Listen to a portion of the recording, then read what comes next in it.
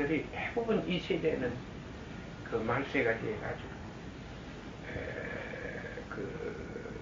뭐이고 사람 정신이 많으니까 웃기는 짓이나 좋아하고 웃기는 짓이나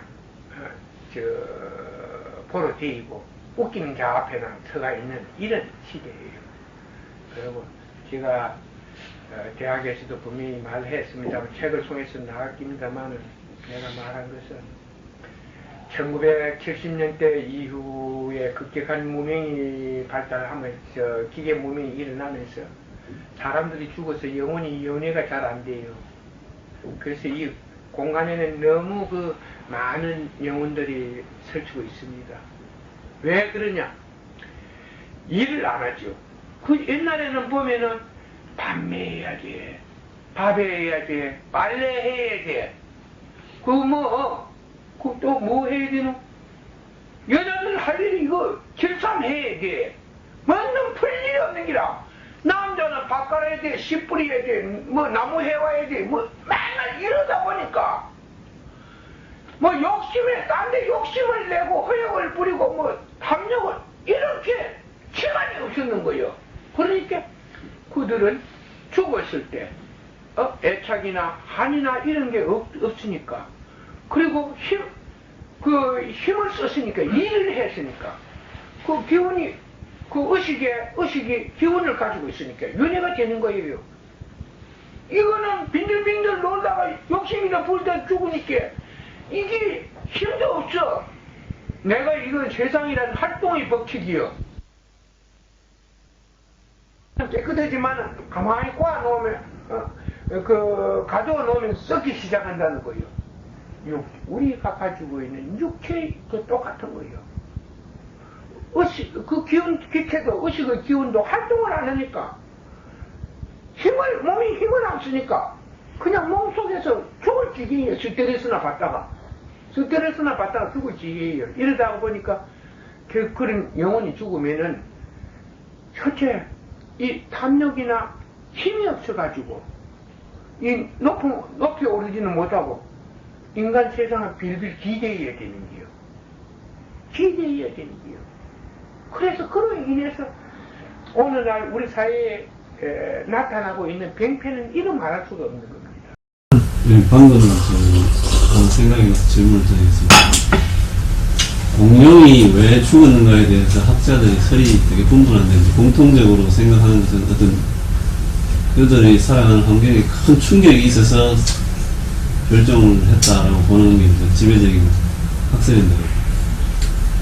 제가 드리고 싶은 질문은, 공룡이 어떤 여인께서 말씀하신 어떤 변화기에 의해서 그 인류가 멸망하면서 죽었다라고 본다면 그 시대의 공룡이 시체로 남아 있을 수 있다면 어떤 문명의 잔재들도 남아 있었을 수 있지 않았을까요? 자, 우리가 전에 들은 하나의 그 인간이 상상 속에서 가지고 있는 공룡은 매우 크다고 볼 수가 있습니다. 그렇기 때문에 그 공룡을 인간의 손으로 그걸 마음대로 다루고 이렇게는 못했다는 것입니다. 그러나 오늘과 같은 과학의 시대가 있었다면 그 과학을 무명의 힘을 이용해서 그 공룡을 살할 수가 있습니다. 옛날 우리나라 같은 데 뱀이 있었다, 호랑이 있었다 하는데 그것이 문명이 발달하면서 그 호랑이들이 사라지게 되었다는 것입니다. 이와 같은 것입니다.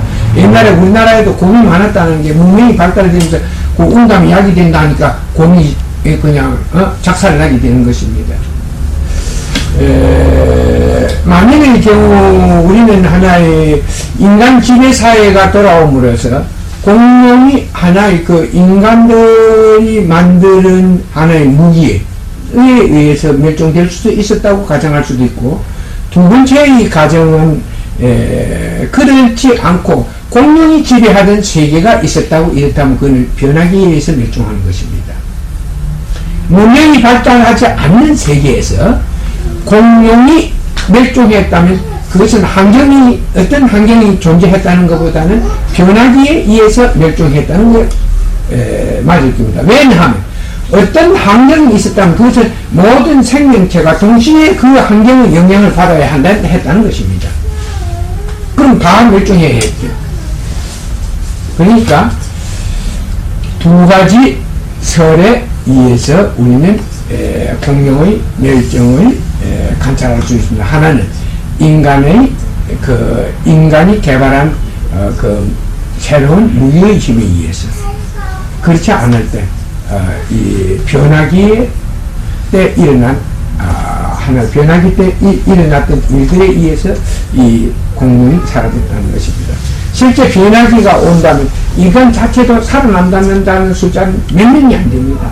단 하나 우리가 여기서 이야기하지만 여러분들이 살아남는다는 것은 영적인 삶을 통해서 여러분 속에 있는 일을 통해서 바로 그 영적인 삶을 가져오게 되는 거고, 이 삶을 통해서 여러분들이 내세의 생명의 세계로 복귀하는 것입니다. 내세의 생명의 세계로 복귀할 때 여러분의 의식 속에는 이미 기능이 쌓여 있습니다.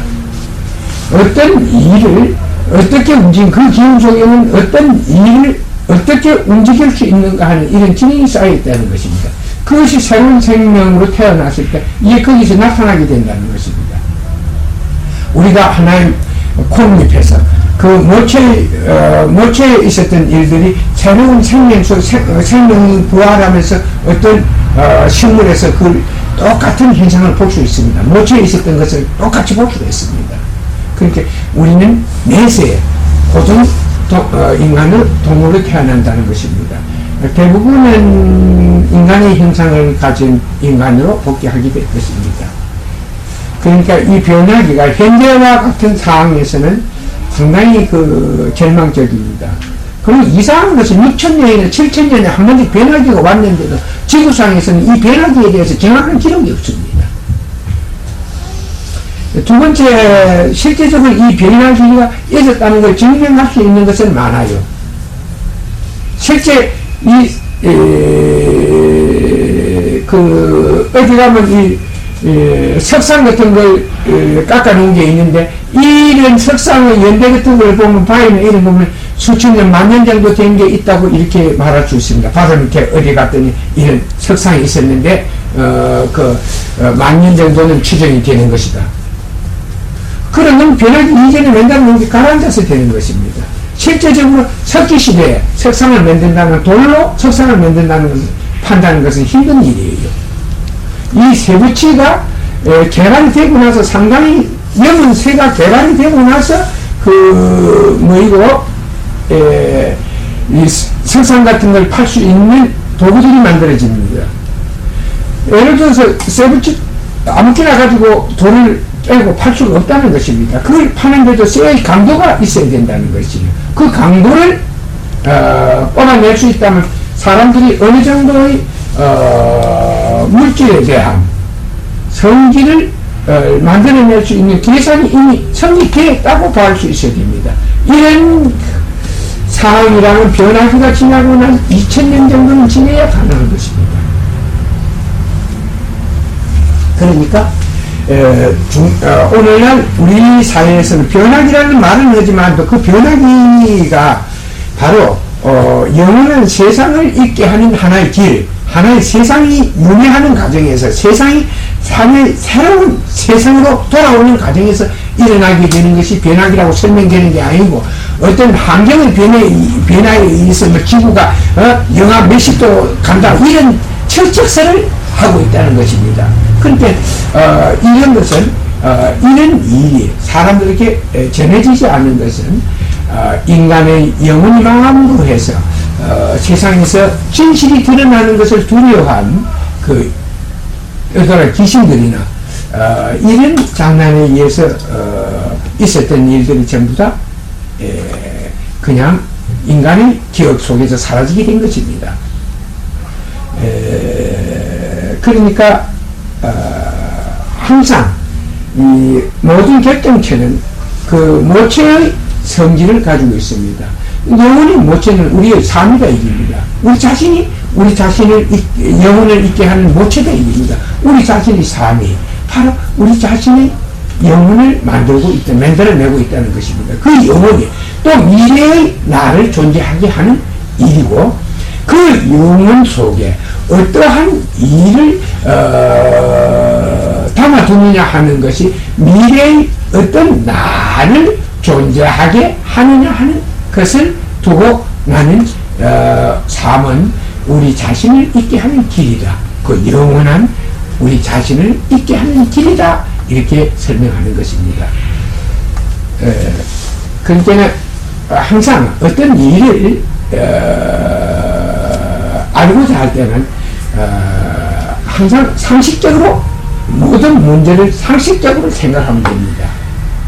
그러니까 수학 계산을 될게 이런 일이 있어서 이런 일이 가면 있을 수 있겠다. 근데 지금 이 과학자 세계나 뭐 온갖 이런 그 대학가 같은데 이 지식인들 세계에서 말을 낸다라고 있는 중에서는 가성이 너무나 많기 때문에 그 100마디 중에 하나가 비슷한 게 있고 99개는 최측설은 대부분 틀립니다.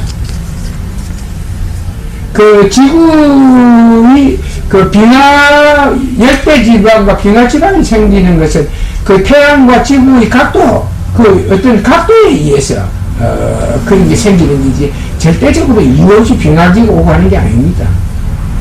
만일에 변화기에 지각 변동이 있어서 한국이 어떤 중심권에서 지축에서 어느 정도의 각도를 유지했을 때 한국 자체는 빙하지대로 변할 수도 있는 거고, 지금 남극 같은 데는 또 다른 현재 남극에 있는 땅들은 다른 지각 변동이 다른 위치로 돌아서면 그 열대 지방이 거기에서 열대 지방이 일어날 수도 있는 것입니다.